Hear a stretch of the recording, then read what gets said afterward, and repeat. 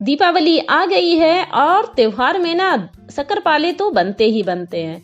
तो शक्करपाले बनाना इतना आसान है और इतना अच्छा बनता है कि आप देखकर चौंक जाएंगे। तो फटाफट से रेसिपी शुरू कर कि शक्करपाले बनती कैसे हैं। सारे टिप्स और ट्रिक्स आज मैं आपके साथ शेयर करूंगी। ध्यान से देखिएगा और पूरा वीडियो जरूर देखिएगा। हेलो फ्रेंड्स, मैं हूं प्रियंका होम किचन गार्डन में आज आपका फिर से स्वागत है। आप हमारे चैनल पे नए हैं तो प्लीज मेरी वीडियो को लाइक करें, शेयर करें और चैनल को तो सब्सक्राइब कर ही लें।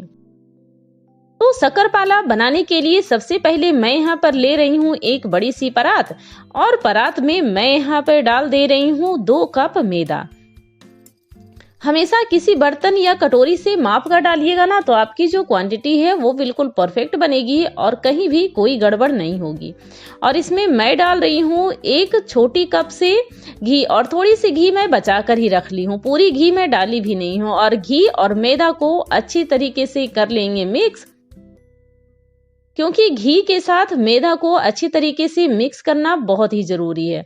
तो इसे दोनों हाथों की सहायता से रगड़ते हुए अच्छे से मिक्स कर लीजिए। इस तरह से तलहटी पे रगड़िएगा ना तो बहुत ही अच्छे तरीके से मिक्स हो जाएगा और बहुत ही अच्छा आटा आपका बनकर तैयार हो जाएगा। जितना ज्यादा रगड़िएगा उतने ही ज्यादा आपके शक्करपाले अच्छे बनेंगे। और इस तरह से रगड़ते हुए कोई गुठली वगैरह ना हो तो इसको अच्छे तरीके से रगड़ देंगे। और इस तरह से बॉन्ड बनाकर देखिएगा तो देखिएगा कि ये बंध रहा है, मतलब इसमें जो मैं मोयन डाली हूँ वो बिल्कुल परफेक्ट है। और यहाँ पर ली हूँ पानी और पानी थोड़ा थोड़ा डालते हुए इसका सॉफ्ट डो मैं तैयार कर लूंगी। ना बहुत हार्ड रहेगा ना बहुत गीला रहेगा।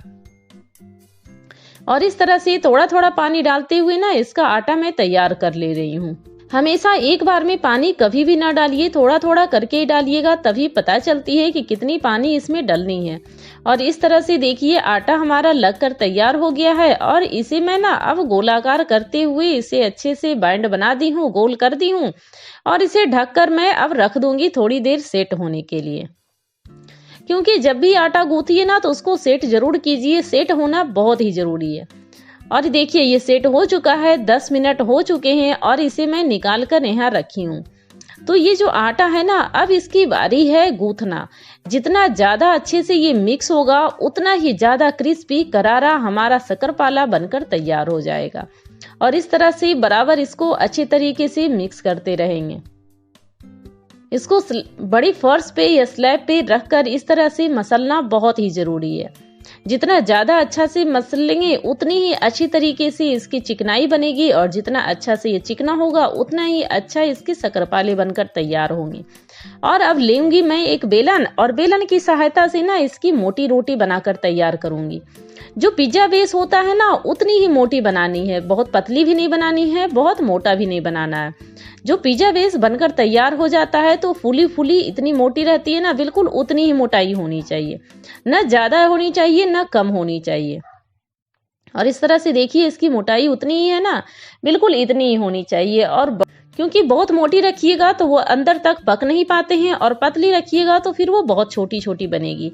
आप चाकू की सहायता से या आपको जिससे मन है उससे आप इसकी कटाई कर सकते हैं। इस तरह से लंबी लंबी काट दीजिए।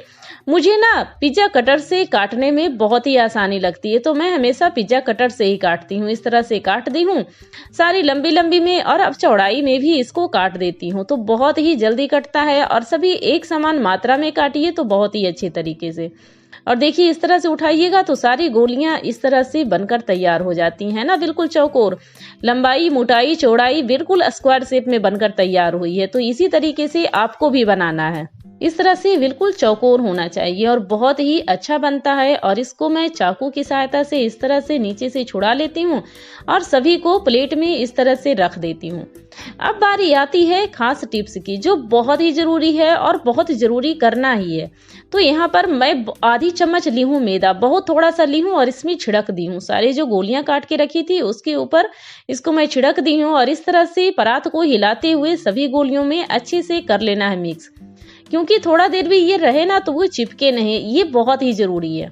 जब ये करिएगा तभी आपकी जो गोली जो स्क्वायर शेप में कटी हैं सभी अच्छे से स्क्वायर शेप में ही रहेगी, कोई लंबी छोटी पतली नहीं बनेगी। अगर जो आप नहीं छिड़किएगा ना तो कोई चिपक जाती है तो वो सारी गोलियां एक साथ भी चिपक जाती है। अब इसको रख देते हैं साइड में। अब गैस पे रखती हूँ एक कढ़ाई, और कढ़ाई में मैं यहाँ पे डाल रही हूँ 4 चम्मच घी। इसको घी में फ्राई कीजिएगा ना तो उसका टेस्ट अलग होता है, या आप जिस वनस्पति तेल में आप फ्राई करना चाहती हैं आप कर सकती हैं, लेकिन घी का जो टेस्ट होता है ना वो बहुत ही अच्छा होता है। और देखिए घी भी अच्छी गर्माहट छोड़ने लगी है, मतलब घी गर्म हो चुका है। और जो इस तरह से रखे हैं ना गोलियां बनाकर, उसको मैं धीरे धीरे कर सारी गोलियां इसमें मैं ट्रांसफर कर दूंगी। और अब बारी आती है फ्लेम की, तो मैं यहाँ पर मीडियम फ्लेम ही रखी हूँ। अगर जो आप लो फ्लेम रखिएगा ना तो ये ज्यादा ही बिखर जाएगी, बहुत ज्यादा ही फटी फटी रहेगी और तलने में बहुत ज्यादा टाइम लगेगा। इसलिए मीडियम फ्लेम पे ही रखिए ताकि ऊपर से क्रिस्पी भी रहे और अंदर तक पूरी अच्छी तरीके से पक जाए। और इसको हिलाने की ज्यादा जरूरत नहीं है, बस सेंटर में एक चम्मच रखिए और इस तरह गोलाई में घुमाइए तो सभी अच्छी तरीके से पलट जाती है। जितनी भी गोलियां हैं ऊपर नीचे सभी अच्छे तरीके से फ्राई होंगी। और कुछ ही देर में देखिएगा कि ये गोल्डन कलर का बिल्कुल होने लगा है। तो देखिए सभी सारी की सारी गोलियां गोल्डन कलर की हो गई हैं और सभी में परत दर परत खुलने भी लगी हैं। तो इस तरह से छन्नी में उठाते हुए सभी को अच्छी तरीके से छान लेते हैं। जो भी एक्स्ट्रा घी रहता है ना वो निकल आता है। और इसको मैं डाल दी हूँ परात में, और दूसरी बैच भी जो मैं फ्राई की थी वो सभी को इस तरह से निकाल देती हूँ। आप देख रहे हैं सारी की परतें कितनी अच्छी तरीके से खुली हुई हैं। और अब गैस पे फिर से रख रही हूँ दोबारा से कढ़ाई, और इसमें मैं डाल दूंगी 1 चम्मच घी। घी डालना बहुत ही जरूरी है। और इसी कप से मैं 2 कप ली थी ना मैदा, तो इससे 1 कप से कम चीनी लेना है। पूरी की पूरी कप नहीं लेनी है, थोड़ी सी कम लेनी है। क्वांटिटी बिल्कुल सही है। और अब बारी आती है पानी डालने की, तो इसमें मैं 1 छोटी चम्मच ली हूँ और उससे 4 चम्मच में इसमें पानी डाल दी हूँ।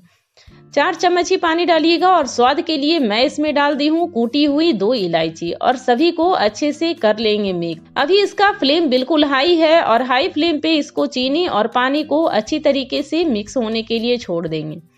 बहुत ज्यादा टाइम भी नहीं लगता है। हाँ, अगर आप पानी की क्वांटिटी ज्यादा डाल देंगे ना तब चाशनी बनने में बहुत ज्यादा टाइम लगता है।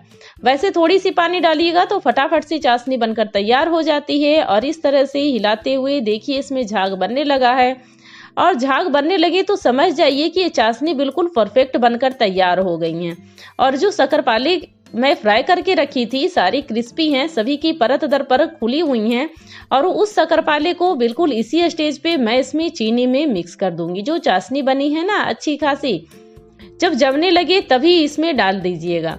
और इस तरह से इसको रेगुलर मिक्स करिएगा। गैस को अब कर देते हैं बंद, क्योंकि अब गैस ऑन रखने की कोई ज़रूरत ही नहीं है। और इसको इस तरह से रेगुलर हिलाते रहिएगा। बस कुछ ही मिनट, 1 से 2 मिनट ही मिक्स कीजिएगा ना, तो जैसे जैसे ये ठंडा होगा वैसे वैसे ही चीनी सारी सूखती जाएंगी। और इस तरह से रेगुलर हिलाते हुए इसको चलाते रहिए, इसको छोड़िएगा नहीं। जब छोड़ दीजिएगा ना तो सब एक दूसरे में चिपक जाएगी। और देखिए चीनी की कोटिंग इसके ऊपर बहुत ही अच्छी तरीके से हो गई है और बहुत ही अच्छे शक्करपाली मेरे बनकर तैयार हो गए हैं। तो बिल्कुल सभी है ना अलग अलग, और जैसे जैसे सूखेगी वैसे वैसे इसकी व्हाइटनेस और ज्यादा होगी। और इस तरह से गर्मा गर्म ही पलट दिए हैं मैं यहाँ पर एक परात में, और सभी बहुत ही अलग अलग बहुत ही अच्छे से बने हैं। और जरा सा ही छोड़ दीजिएगा ना तो नीचे से एक दूसरे में चिपक जाएगी।